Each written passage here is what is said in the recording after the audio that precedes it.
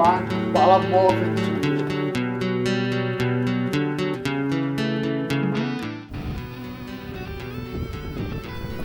Boxing has a long history.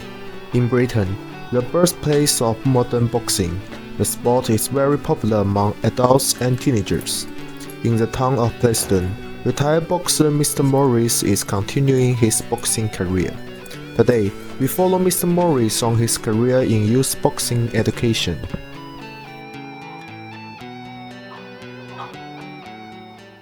Okay, so here we have Pemberton Boxing Club. This area is the boxing bags, the punch bags, where we get our cardio and conditioning up. We have the boxing ring just over here, where all the sparring and training for competition. Cardio equipment for isolating injuries. Usually we send them out running or doing circuit training, but if they have injuries, we put them on the running machines, cross trainer and air bike. Outside we have built a canopy so we can put 9 bags outside as well for when the bags are very busy. Like last night, every single bag in the gym was full. And then we have the area where we put the coats in, changing rooms down the bottom, fire escapes everywhere so it's nice and safe. And this is where the dreams are made. Inside gloves on, we'll get you jogging and tapping. 3 rounds jogging and tapping. Guards, mouth guards, 12 ounce gloves minimum. Right.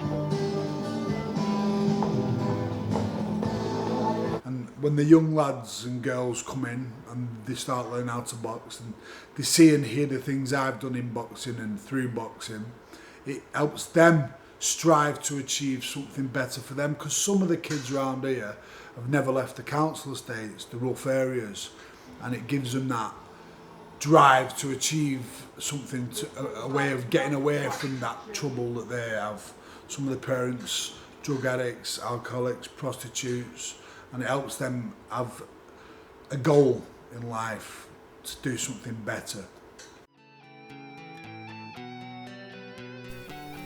Real combat experience is an important part of learning the boxing, and it was with that experience that Mr. Morris became an excellent trainer, carrying the attitude of a professional fighter into his coaching career.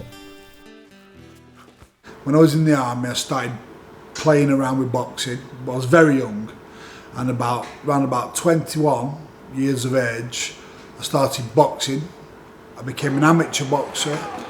I had a lot of amateur fights. Due to losing work, jobs, I decided to turn professional so I could provide for my family. I had a young son and a young daughter at the time, and so I turned professional. Then I had quite a long professional boxing career, 39 professional boxing matches. All along I was coaching at the same time as well. All through my amateur and professional career I was still a boxing coach. So I started coaching around 20 years ago. The boxing club I was at as an amateur, not the first one but the second club I was at as an amateur, that I ended up running, ended up being the head coach of it. They used to do satellite schools for boxing, for teaching children in poverty-stricken areas how to box and a better way of getting away from the gang and knife crime and antisocial behaviour in the poor areas.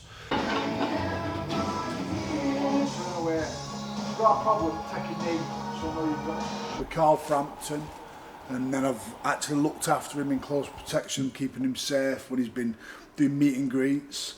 And now the aim of my life is to help the children that I train, the young kids from 8 years of age all the way up to being a professional boxer, through the amateur ranks to professional boxing, to achieve something even nearly as good as what Carl Frampton did. Use your height, stand tall. That's a good place. Move your head as well. Side to side, not backwards. Side to side. Move when you're ready, Harley. Double it up, but just keep going single shots. Change. Harley and you, let's go. Yes, so I generally train all my students, amateur and professional, a professional style. Yeah, it's a little bit different to the amateur style. Amateur styles, hands up, elbows in. I do teach them all them basics, but the way I train them is more of a professional style. It's cardio, it's very defensive and elusive. So hit without being hit. So first of all, we make sure the shoes are tied properly, the laces. If your shoes are loose, you could break your ankle, you could sprain your ankle. Yep. We make sure they have hand wraps on the hands, so it keeps all the tiny little bones in the hands nice and tight and secure on impact. We teach children to keep their hands up and elbows in, because your hands protect your face and your elbows, your arms protect your body. Your footwork's got to be right. So if you're moving forward, you move your front foot first, then your back foot. And if you're moving backwards, you move your back foot first, then your front foot. Left with your left foot, right with your right foot, and change direction on your front foot. Yeah, nice and basic. We teach children how to make a fist, tight fist, on impact when you punch the bag. But do never punch a bag and bring your hand down. You must punch the bag and bring your hand back to your guard.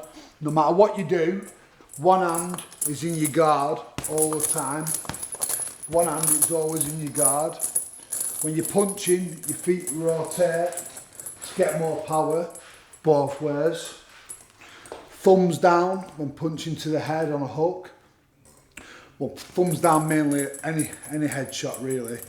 And then thumbs up, punching to the body. So you don't break your wrists, you don't sprain your wrists, your hands are nice and tight, so you don't get any injuries. Make sure your hands come back to your chin, you're jogging, and fully extend them arms. You know, a lot of kids nowadays, they don't have nothing to focus on, you know. Some of them are angry, you know, and they have a lot of anger, they have a lot of issues, and that's probably a great way for them to sort their issues instead of probably grabbing knives and guns and stuff, you know. I do plenty of sports, like the fitness-wise of boxing helps in other sports such as football, and then in school it helps you stay focused, like getting that anger out on the boxing bag, it helps you focus in school.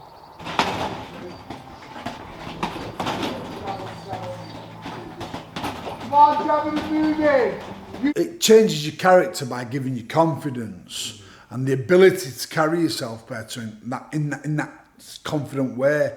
And when confident people don't bully people, confident people don't do the wrong thing because they have the confidence to do the right thing. Do you know? So boxing is a fantastic way to focus that confidence or your personality in a right direction. Yeah, it's good discipline for him. Obviously, to learn how to defend himself in any situation. It's good for him to, use the anger and aggression in a constructive way. It does make you feel confident, and because of the asset and the fact that you're not afraid to go out, like it gives you that self-defense. It gives you that boost of self-control. Like you're enjoying it.